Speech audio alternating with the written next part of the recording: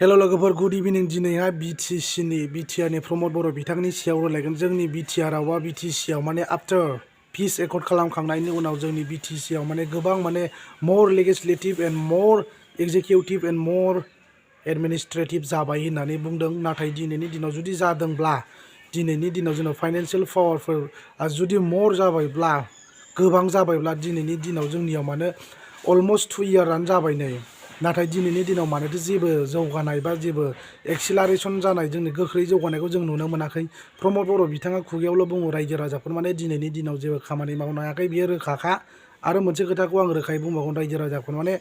बिथांनि जि BTR accord खालामनाय BTR एकर्डआव माने लिरनाय दं ओरैबायदि माने जोंनि BTC आव माने गोख्रै सोलायनाय फैगोन मागोन बेफोरबायदि एभ्रिथिं माने खोथा बाहाय मेनसन खालामनाय दं नाथाय दिनैनि दिनाव प्रमद बर'नि BTR एकर्ड खालामनाया मोजां मोनब्ला बा एक्सेप्टेबल बा दिनैनि दिनाव माने रायजो राजाफ्रा रागा जोंदों जुदि रागा जोंदोंब्ला मानो जोंदों प्रमद बर' नों एसे बेखौ थिंकिं खालामना नायदो माने स्टाडि खालामनानै नायदो जोंनि बर'नि जेसेबां गोरों गोरा बा जाम्बि जाम्बाफोर दं अल BTC आव बिथांमोना दिनैनि दिनावबो माने गोजोननाय मोनाखै सेटिसफाइ जायाखै मानो होनना बुङोब्ला BTR एकर्डखौ बिथांमोना दिनैनि दिनाव माने फाइनाल एन्ड कमप्रिहेनसिभ सल्युसन दिन्नायाव दुखु फोरमायदों मानो बे जुदि फाइनाल एन्ड कमप्रिहेनसिभ सल्युसन जाबायमोनब्ला जोंनि BTC आव माने गोबां माने बिदिनो माखासे फेसिलिटिसफ्रा माने हिउज जानांगौमोन जोंनि जिखिनि गांनाय उखैनाय माने दङमोन बिथांमोना गोबाव समनिफ्राय जायफोर बिथांमोना माने हाग्रा बंग्रा थांनानै माने स्ट्रागल खालामदों जोंनि बड'लेण्ड मुभमेन्टनि थाखाय बाहागो लादोंमोन बिथांमोना गावनि बेसेन गोसा जिउखौ सेक्रिफाइस खालामबाय बड'लेण्ड मुभमेन्टनि थाखाय नाथाय दिनैनि दिनावबो सर्टलि प्रमद बर' बिथाङा दिनै BTR एकर्ड खालामनानै जोंनि मोननांगौ जि मोन्थाय गोलाव सम बड'लेण्ड मुभमेन्ट खालामनायनि जि मोन्थाय दंमोन बे मोन्थायखौबो ससे समावनो माने मोनसे समनिफ्राय आन्दोलन खालामबाय थानाय मुभमेन्ट खालामनायखौ माने गेजेर ससेयावनो थुंगे होनाय बायदि जाबाय बिनि थाखायनो रायजो राजाफ्रा दुखु मोनदों नाथाय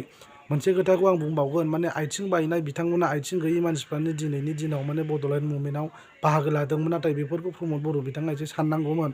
माने बर' हारिनि जाथिनि थाखाय मोजां खामानि मावबोदोंमोनब्ला दिनैनि दिनाव मानोथो बेबायदि सर्टकाट माने बड'लेण्ड मुभमेन्टखौ स्टप खालामनानै BTR एकर्ड खालामनांगौ जाखो प्रमद बर' नोंथां आरो आं मोनसे खोथाखौ रोखायै बुंबावगोन अलमोस्ट माने 1 इयार जालायलायनानैबो दिनैनि दिनाव माने जि माने एक्स NDFB दं बिथांमोननि जि सेटेलमेन्ट माने थानायनि जि बेबस्था बेफोरखौबो माने BTR एकर्डआव मेनसन खालामदोंमोन मख'दोंमोन नाथाय दिनैनि दिनाव माने जि बिथांमोना रिहेबिलिटेसन मोननांगौ बेखौबो माने दासिमबो थिग मथन मावफुंजायाखै रायजो राजाफोर माने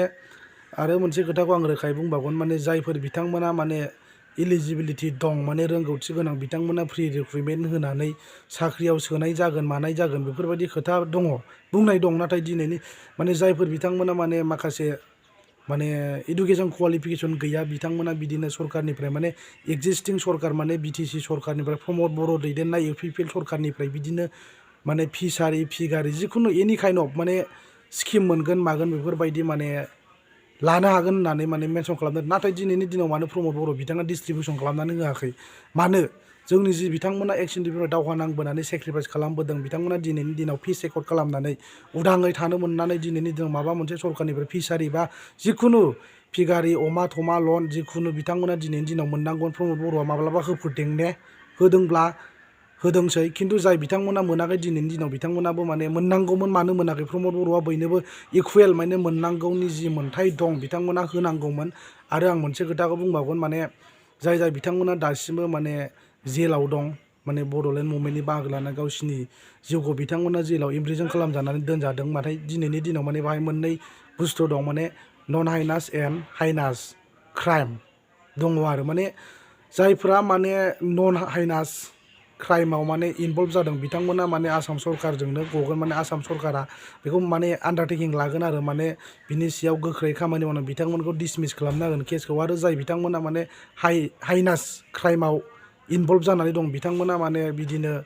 रुल्स आरो माखासे ल'नि गेजेरजों बिथांमोननि केसखौ उइथ्र' खालामनाय जागोन होननानै बुंदों नाथाय डे बाय डे थांबाय दिनै अलमोस्ट 2 इयार जाबाय बिथांमोननि जि खामानि मावनांगौमोन प्रमद बर' बिथांमोना दिनैनि दिनावबो माने मावाखै नुनो मोनाखै नाथाय बे बुस्थुखौ ओरैबायदि खालामनो हायोमोन आंनि साननायाव माने रायजो राजाफ्राबो बिदि लुबैदोंमोन माने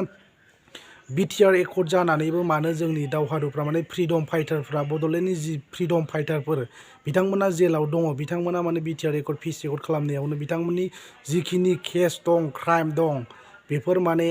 गासिबो डिसमिस जाजोबनांगौमोन होननानै लुबैदोंमोन। नाथाय दिनैनि दिनावबो प्रमद बर' बिथाङा मानो बेफोरखौ माने थगायनानै BTR एकर्ड खालामखो बेसेबां दुखुनि बाथ्रा। जुदि BTR एकर्डआ मोजां मोनब्ला पिसफुलि मोनबा दिनैनि दिनाव बिथांमोनाबो जेलाव थानाय नङामोन। थगाय थसि जरदबस्ति खालामबाय आरो दिनैनि दिनाव प्रमद बर' बिथांनि UPPL सरकारा माने रायजो राजाफोरनोबो जेबो सेटिसफाइ माने गोजोन होनो हायाखै आरो जि बिथांमोन एक्स NDFB बिथांमोनाबो माने दिनैनि दिनाव माने गावसिनि जिउ खुंनायाव गोबां माने दुखु खस्थ' मोनदों। माने जि रिहेबिलिटेसन मोनदों बेखौबो थिग मथन डिस्ट्रिबिउसन खालामनानै होआखै आरो बिथांमोननि जि माने बिथांमोनखौ माने नायगोन मागोन बेफोरबायदि एभ्रिथिं जिखिनि खोथा होदों कमिटमेन्ट होदों नाथाय दिनैनि दिनाव जोङो मावनायखौ नुनो मोनाखै। प्रमद बर' दैदेननाय UPPL सरकार रायजो राजाफोर दुखुनांथाव। प्रमद बर' नोंथां नोङो मावनो हायाब्ला सिरि थादो आरो मावनो हायोब्ला मावना होदो गोख्रैनो